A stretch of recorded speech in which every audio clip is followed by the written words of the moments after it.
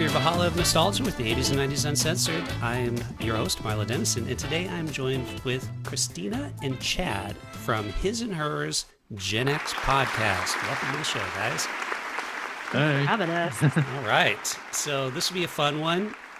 First of all, before we get into Mallrats, tell us a little bit about your show. Well, it's the premise of the show is each of us introduce the other to a movie or TV show or an album or something from 70s, 80s, 90s that the other one never experienced or just hasn't thought about in like decades. So Christina showed me a lot of horror movies that I never saw. I showed her, she never saw any of the Star Wars movies, so I showed her the original trilogy. Ooh. And actually, we just watched Chase and Amy about a month ago. Love it. Yeah. So this is a good follow-up to that one. I feel like we can just work through the Kevin Smith films at this point because we're already there. I was always a huge, like the 90s Kevin Smith, was a huge fan. Yeah, I didn't really get into any of his like those kind of weirdy horror, kind of body horror things that he did. Oh, Tusk. Tusk is what I'm thinking of. Yeah. And I think his new stuff is kind of back to form a little bit. Of course, it's just sequels of his old movies, so I guess there you go. But yeah, so let's talk about Mallrats. So it came out in 1995. And yeah, I actually saw this in the theaters. Did you? Yeah. I'm trying to remember if I did too. Like it's around the time I would have been watching Kevin Smith movies in theaters, but I don't remember if I saw it in the theater or on home. Probably VHS or DVD is most likely how I saw this one, though. Yeah. Yeah. So yeah, Go ahead. Okay. Sorry, I don't want to derail your point, but okay. So you remember way back in the early days of the internet with dial-up AOL? Mm-hmm.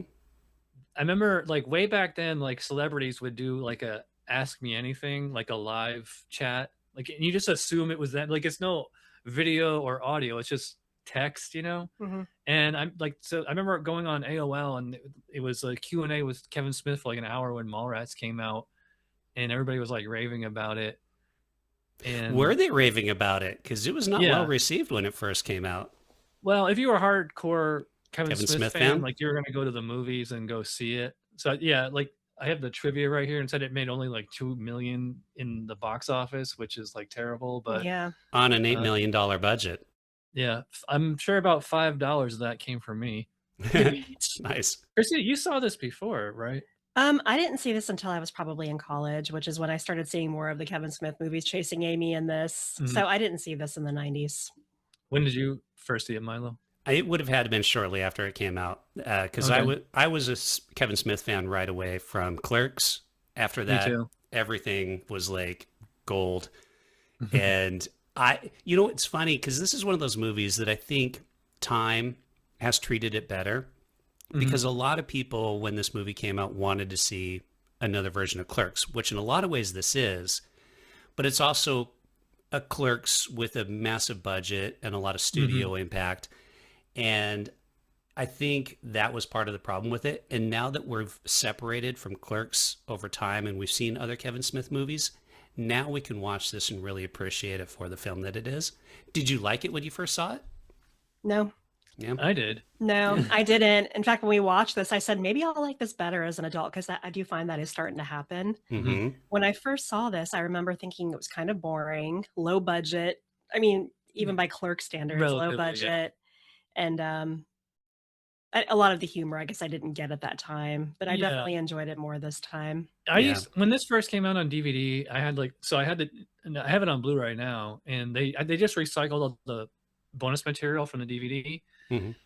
And I remember Kevin Smith, like on the, the behind the scenes of the running commentary or whatever, he was saying like the producers wanted a smart Porky's, and that's kind of what it is. It definitely has like that early 80s, late 70s, like raunchy, ribald humor, kind of vibe going to it. It's like there's a few shots where it's just boobs for like no reason, and like even like the opening where they show the stores and it's like rug munchers. Yes. Yeah. It's a rug munchers and gerbils. Yeah, it's a lot of like lowbrow humor, and that's very like Porky's, Revenge of the Nerds, Police Academy type humor, you know? Yeah. Fast Times at Ridgemont High, Dazed and Confused, which is, I think, and from my understanding, is kind of what he was going for. It's what the studio wanted. They're like, hey, give us something like this. And he's like, yeah, I could do that. Heck yeah, no problem. The thing is, I don't get where all that money went, because Chasing Amy cost a fraction of this film. And this film all takes place in the mall. Like, nobody's a huge actor at this time, right? Ben Affleck was a complete unknown. So it's not like he had, Shannon Doherty was probably the biggest star. Yeah, and she always gets top billing whenever, like, it actually opens with her. It says she's the first credit in the. Yeah, probably something she negotiated in her contract. That was when 90210 was just coming out. So they were trying to market this as a Shannon Doherty vehicle, even though she's a rather minor supporting character. Yeah. I always forget she's in it when I watch this. I say, oh yeah, Shannon Doherty. I don't know why, but she doesn't stick in my mind for me. Yeah. But I consider this a very dialogue heavy movie. Maybe that's why I didn't like it the first time. It is, I mean, all his movies are like that, just long scenes of dialogue. Yeah, it has lots of slapsticky hijinks, like Jay and Silent Bob trying to destroy the stage and all that. Right. That's very like that's like the total antithesis of Clerks, where just two guys in a convenience store bullshitting, and like now they're going like full on, balls to the wall humor. It's very Police Academy type. It's, I don't know. I don't want to say it's like lowbrow or well, it's simple, but it's not like insulting to your intelligence. No, I mean, he's a very smart writer as well, and so he throws stuff in there that is not. He knows his audience. Comic book nerds. He knows what he's giving you. But let's go back a little bit for the audience here listening. I'm assuming you've probably seen it, or at least know it. It follows two guys. Both got dumped by their girlfriends. One of them decides he wants to get his girlfriend back, so they go to the mall where she's participating in a game show that her father is filming. And in the process, like you said, we get hijinks that take place in the mall. Hijinks with the security guard, hijinks with the father, played by the great Michael Rooker. Yeah. Shannon Doherty plays one of the girlfriends, and you get everything takes place in this mall, and you get a lot of 90s culture with this as well. Like, we lived in the mall. If you guys, I'm sure you guys are Gen Xers. From the 80s to the 90s, you skip school when you're a kid. Where do you go? You go to the mall. Where are you going with your friends on the weekends? You're going to the mall. So if you remember that era, if you can appreciate that era, you appreciate that aspect of this movie, which you can't do anymore. So in a way, it's kind of a time capsule of it.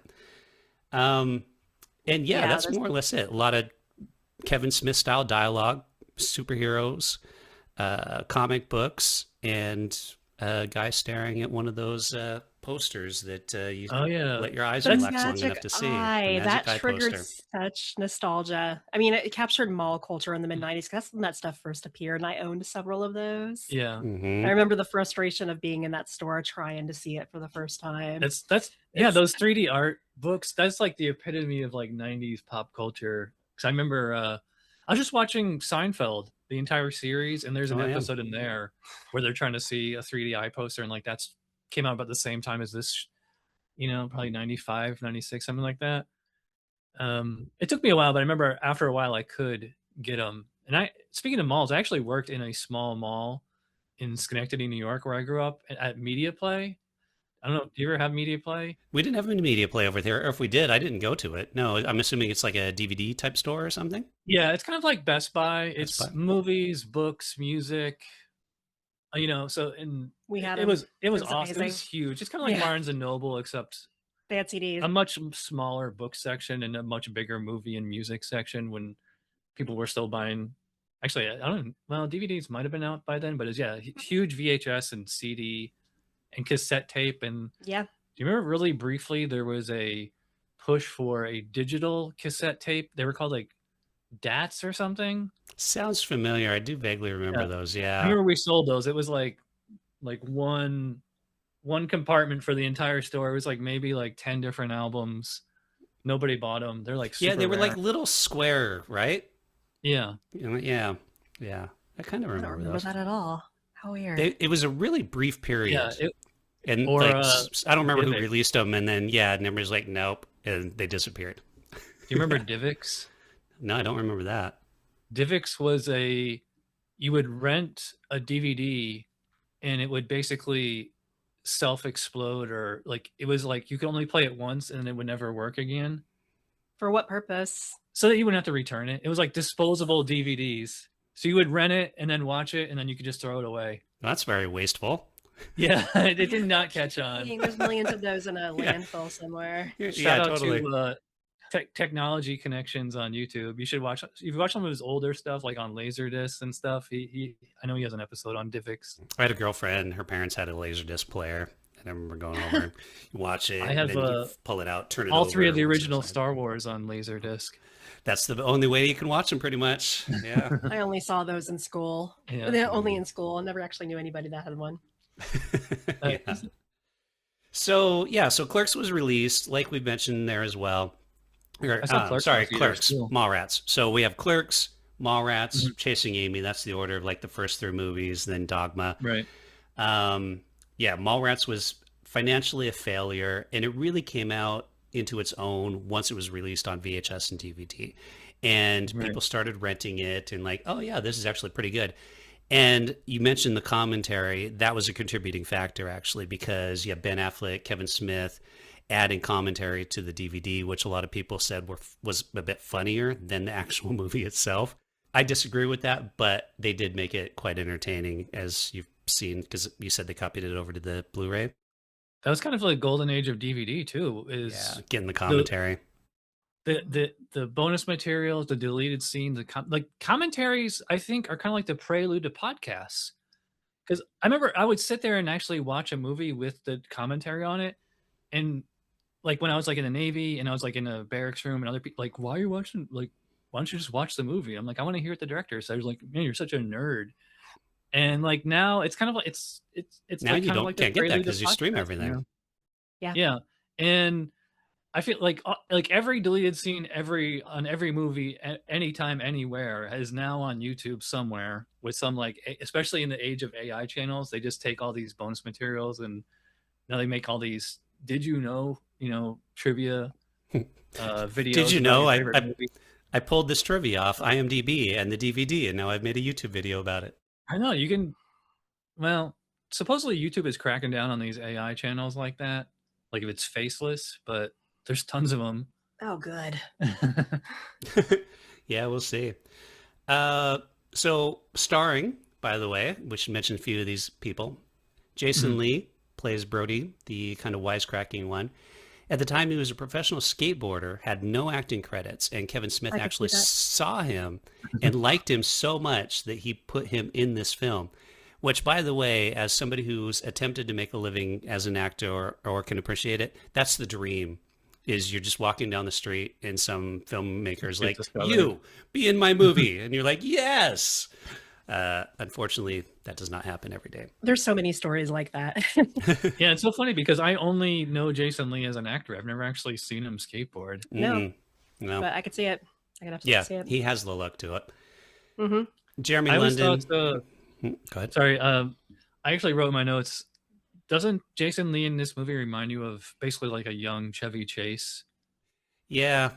Kind of that kind of smart mouthy, slapsticky. He doesn't do many prank falls like Chevy Chase was known for back when he was young. But the wisecracking aspect of it is very much a young Chevy Chase. Yeah, and like he almost never stops talking too. That's his gift. That's like a Kevin Smith trope. It's always one character who is a motor mouth and one is more quiet. Like Jay and Silent Bob, and of course, but even like Dante and Randall. And then in Chase and Amy with like Ben Affleck's character. It's funny, Jason Lee and Chase and Amy, I think, is basically the same character as he is in Mallrats. Yeah. Yeah. He's Banky. Yeah. Yeah, very much so. Jeremy London plays the dumped guy trying to get his girlfriend back. Shannon Doherty plays Renee, the biggest name in the cast that we mentioned, albeit not necessarily the most memorable character.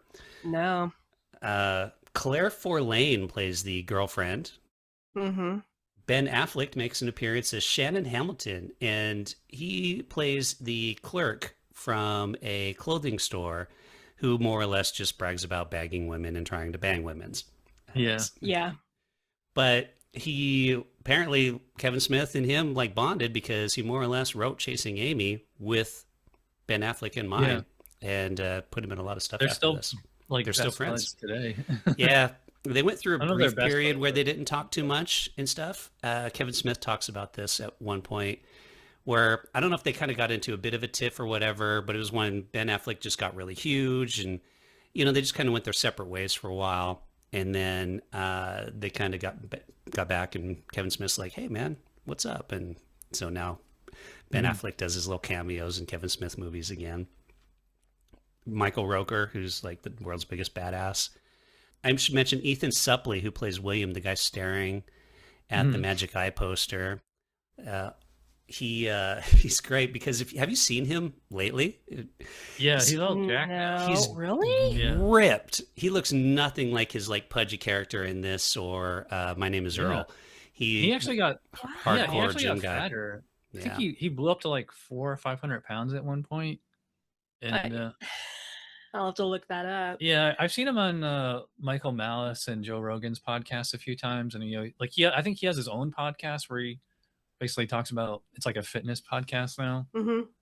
And yeah, that was like before Ozempic and all that stuff. He lost it all natural. He did it all naturally, like gym every day and working out. Yeah, he's ripped.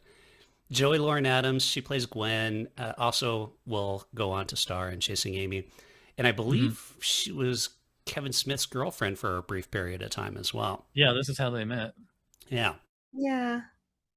You know, and other people. We need to mention Jason Mewes as Jay and Kevin Smith as Silent Bob because they show up in every Kevin Smith movie. Right. Funny trivia on this one, Jason Mewes, the studio actually didn't want him to be in the film because he was quite heavy into drugs at the time, and they didn't think they could rely on him. They just thought he was like too weird looking. Yeah. Yeah, it was almost a role given to Seth Green. Can you imagine if Seth Green took over the role of Jay? I mean, I could imagine it. I could imagine it, but I'm glad they didn't because now to this day, you can't see anybody but these two. And I love Kevin Smith for sticking to his guns on this as well. And, you know, this is his second film, big studio production. He's probably got a lot of like studio heads like pressuring him. And for him to say, no, Jason Mewes is the guy. Like, I'll vouch for him. I'll make sure he shows up to set every day. Like, I'll make sure he does the part. Which props to him for that and not just giving into the money and being like, okay, fine, whatever, cast whoever you want. Yeah, that would be so disruptive though to go from Clerks to this with a different Jay. I think he realized that as well. Yeah, because he was kind of stuck with them for a while. And of all the people you mentioned, I noticed there was one actor that only appears in this movie and like never appears in another Kevin Smith movie. Do you know which one that is? Stan Lee. No, well, and that's what I was going to get. But, who? Jeremy London. Yeah, it is true. Jeremy London. He's not in any other Kevin Smith movies, and I was like, it was just a one-off for him. Kind of odd because he was loyal to everybody else. Didn't he? I don't know. I don't follow him too closely because he was like, wasn't he on like him and his brother were like teen heartthrobs. So I remember my sister used to buy Bop and 16 and all those teeny bopper magazines. They were in there because they were twins. I know they were twins. I know one of them was in Dazed and Confused, and Okay. Yeah. But I think that's it. He just acting or doesn't do. I haven't heard much from him either. So it could just went on to college, and now they're like real actors. Yeah. I don't know. It just stuck out to me as I don't know. He always seemed kind of out of place in that movie anyway, because he's so quiet, I guess, as an actor or a character. Yeah. Compared to everybody else, maybe that's why. I think it's just he played the straight man to everybody's else wackishness, so you had to have that somewhat grounded character to carry the story along. Yeah. But you're right, he's not like necessarily the most memorable character. And you don't sympathize with him a lot. And you're like, oh yeah, poor baby, big deal. Your girlfriend dumped you because you're kind of a loser, you know? Justifiably dumped you, really. Right. Based on how he looks, I think he should have been like more of like an alpha male type character. It should have been like he should have been the lead and Brody should have been the sidekick, not the other way around. We kind of had this discussion we were talking about Chasing Amy is like for Chase and Amy, the executives wanted like an A-lister at the time. They wanted like David Schwimmer in the Ben Affleck role. Right. And at first we were laughing at it. Then we were like, we kind of thought about it. Like, actually, I think because it's Ben Affleck and you just see him now as like an A-list Hollywood, leading man type. But he was, an up and comer at that time. But it's just the way he looks is that you just don't buy him as more of a meeker type character. And the same thing in this movie is because Jason Lee has just this bombastic personality, and he's like this, but he's a comic book nerd, and somehow he has Shannon Doherty as a girlfriend. I don't really buy that, Like I always thought Shannon Doherty, they should have made her like kind of like a geekier girl, like a Suicide Girl. Remember those like girls with like tattoos all over and like the big glasses and everything, or like because she just seems like Brenda on 90210, and I just didn't feel like that character would even give Jason Lee's character Brody the time of day, let alone date him. It's true. They were an odd match. Yeah, and she couldn't stand him. You could tell. Yeah, she didn't like him. They don't really, but it kind of serves the purpose of the plot, because it's like they just show them in bed together, and then she dumps them, and then they just kind of like get back together at the end, and it's like that sitcom kind of trope of just, all right, we just wrap this up and happy ending, and the hero gets the girl. But I agree with your point. I would have preferred to see those characters swap, Jeremy London and Ben Affleck's character. That would have made sense, because you could see Ben Affleck in that lead role of being the protagonist, and then he would match Jason Lee's manic personality a little bit better and kind of ground it. That would be interesting. I thought he should have been just written more as like an alpha male type guy.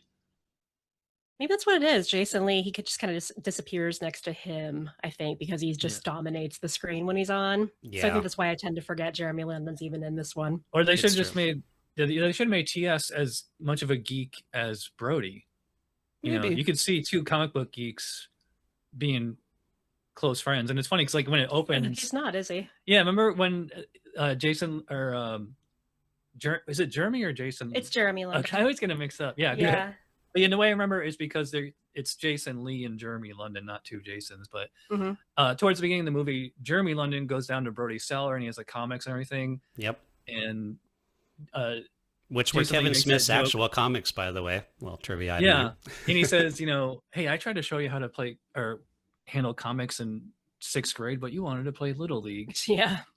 Like, why would these guys be friends? One's the jock, one's the nerd. They should have either both been nerds or geeks. And throughout the film, Jeremy London's character's pretty much perpetually annoyed with Jason Lee's character, right? So if you're constantly being bothered by this person, why are you still friends with him? Like, you'd think he'd be like, dude, F off, man. You're so annoying. Like, yeah. That's one thing I didn't understand. You're spending all day in the mall with this guy. You can't stand him. Yeah. That's kind of how like in Mallrats or in Clerks, Dante's like that with Randall. He's just like, why am I friends with you? At least he calls it out. Like, even in Seinfeld, Jerry would always say to George, same thing. He's just like, how am I still friends with you?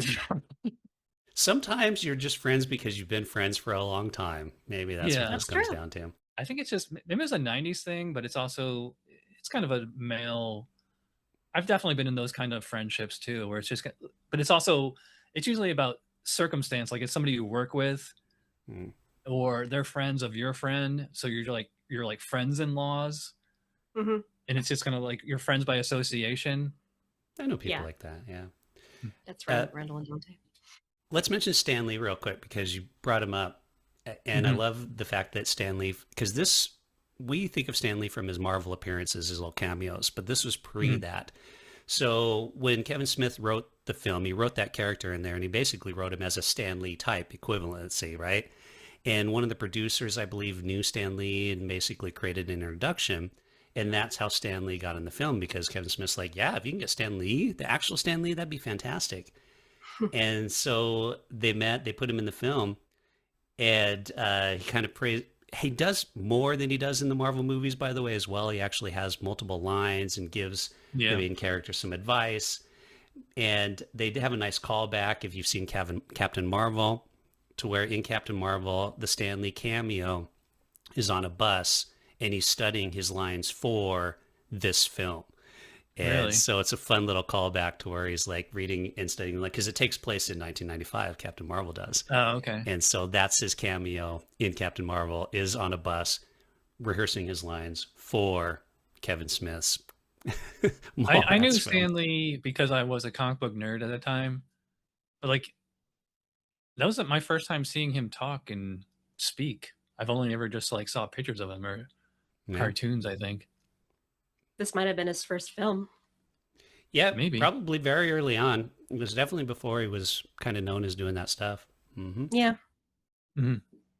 So overall, like, still liking it. Let's talk about your opinion. I get the vibe that you're a fan, Chad, and you're so, Cristina. Yeah. Go ahead.